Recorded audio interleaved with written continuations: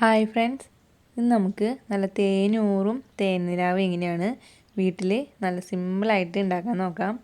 അപ്പോൾ നമുക്ക് നേരെ വീഡിയോയിലേക്ക് പോവാം. ഇപ്പോൾ ഞാനിവിടെ അരക്കപ്പ് പച്ചരിയും 2 ടേബിൾ സ്പൂൺ ഉഴുന്നും 3 മണിക്കൂർ വെള്ളത്തിൽ കുതിരാനായിട്ട് ഇട്ടിട്ടുണ്ടായിരുന്നു. ഇപ്പോൾ ഇത് റേഷൻ കടയിൽ നിന്ന് മേടിച്ചിട്ടുള്ള പച്ചരിയാണ്. അപ്പോൾ ഏത് പച്ചരി ആയാലും കുഴപ്പമില്ല. അപ്പോൾ ഇത് നമുക്കൊന്ന് അരച്ചെടുക്കണം. അപ്പോൾ അതിന് വേണ്ടിയിട്ട് മിക്സിയുടെ ജാറിലേക്ക് ഇട്ട് കൊടുക്കാം.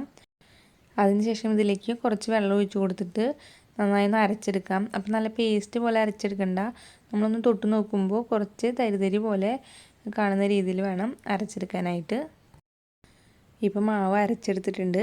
അപ്പോൾ ഈ ഒരു കൺസിസ്റ്റൻസിയാണ് മാവിന് വേണ്ടത്, കുറച്ചൊന്ന് ലൂസായിട്ടുള്ള രീതിയിൽ. അപ്പോൾ ഇതൊരു ബൗളിലേക്ക് ഇട്ട് കൊടുക്കാം.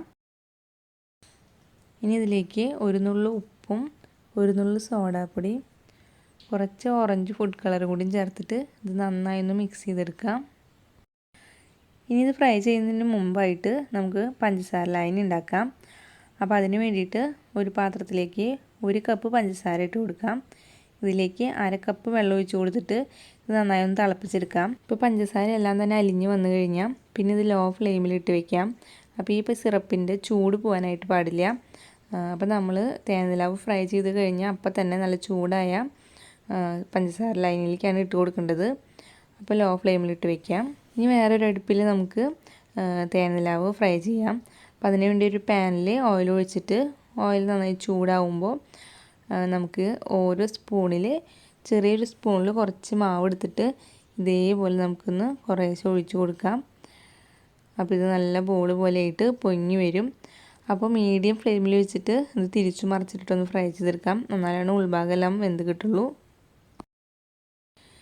അപ്പോൾ ഇത് ഫ്രൈ ആയി വന്നിട്ടുണ്ട്. അപ്പോൾ ഒരുപാട് നേരം നല്ല ക്രിസ്പി പോലെ ആക്കരുത്, അങ്ങനെയാണെന്നുണ്ടെങ്കിൽ ഇതിൽ സിറപ്പ് പിടിക്കില്ല. അപ്പോൾ മീഡിയം ഫ്ലെയിമിൽ വെച്ചിട്ട് ഇത് വെന്ത് വന്നു കഴിഞ്ഞാൽ നമുക്കിത് നേരെ എണ്ണയിൽ നിന്നും കോരിയിട്ട് നല്ല ചൂടായിട്ടിരിക്കുന്ന പഞ്ചസാര ലൈനിലേക്ക് ഇട്ട് കൊടുക്കാം. അപ്പോൾ പഞ്ചസാര ലൈനിൽ ഒരു 6-7 മിനിറ്റ് ഇട്ട് വെച്ചാൽ മതിയാവും. നമ്മൾ അടുത്ത ട്രിപ്പ് തേൻനിലാവ് ഫ്രൈ ചെയ്ത് വരുമ്പോഴേക്കും ഇതിൽ സിറപ്പ് പിടിച്ചിട്ടുണ്ടാവും. അപ്പോൾ ഇനി അടുത്ത ട്രിപ്പ് തേൻനിലാവ് ഫ്രൈ ചെയ്തെടുക്കാം. അപ്പോൾ ഈ ചാനൽ പുതിയതായിട്ട് ആരെങ്കിലും കാണുന്നുണ്ടെങ്കിൽ പ്ലീസ് ചാനൽ ഒന്ന് സബ്സ്ക്രൈബ് ചെയ്യണേ. ഒപ്പം തൊട്ടടുത്തുള്ള ബെല്ലൈക്കൻ അമർത്തി അതിൽ ഓൾ പ്രസ് ചെയ്യാനും മറക്കരുത്. അപ്പോൾ ഞാനിടുന്ന വീഡിയോസ് എല്ലാം നിങ്ങൾക്ക് നോട്ടിഫിക്കേഷനായിട്ട് കിട്ടും. ഇപ്പോൾ അടുത്ത ട്രിപ്പ് തേൻനിലാവും ഫ്രൈ ആയി വന്നിട്ടുണ്ട്. ഇനി നേരെ ഷുഗർ സിറപ്പിലേക്ക് ഇട്ട് കൊടുക്കാം. അപ്പോൾ നമ്മൾ നേരത്തെ ഇട്ട് വെച്ചിട്ടുള്ളതിലെല്ലാം ഇപ്പോൾ സിറപ്പെല്ലാം ഉള്ളിലേക്ക് നന്നായി കയറിയിട്ടുണ്ട്. നമ്മൾ ഇത് ഇട്ട് കൊടുക്കുമ്പോൾ പൊങ്ങിയിട്ടാണ് കിടന്നിരുന്നത്, ഇപ്പോൾ ഇത് താന്നിട്ടാണ് കിടക്കുന്നത്. അപ്പോൾ അതിനർത്ഥം ഇതിൻ്റെ ഉള്ളിൽ സിറപ്പെല്ലാം പിടിച്ചിട്ടുണ്ട്. ഇനി ഇത് നമുക്ക് ഇതിൽ നിന്ന് മാറ്റാം. അതിനുശേഷം ഇപ്പോൾ ഫ്രൈ ചെയ്തിട്ടുള്ളത് ഇതിലേക്ക് ഇട്ട് കൊടുക്കാം. അപ്പോൾ ഇതിലും ഒരു 6-7 മിനിറ്റ് കഴിയുമ്പോഴേക്കും സിറപ്പ് പിടിച്ചിട്ടുണ്ടാവും. അപ്പോൾ സിറപ്പ് പിടിച്ച് കഴിഞ്ഞാൽ അപ്പോൾ തന്നെ ഇത് മാറ്റി വയ്ക്കാം. ഇതേപോലെ നമുക്ക് എല്ലാ തേൻനിലാവും ഉണ്ടാക്കിയെടുക്കാം. ഇപ്പോൾ ഞാൻ എല്ലാ തേൻനിലാവും ഉണ്ടാക്കിയെടുത്തിട്ടുണ്ട്. അപ്പോൾ 1/2 കപ്പ് അരിയും 2 ടേബിൾ സ്പൂൺ ഉഴുന്നും വെച്ചിട്ട് ഇത്രയും തേൻനിലാവ് ഉണ്ടാക്കിയെടുക്കാൻ പറ്റും.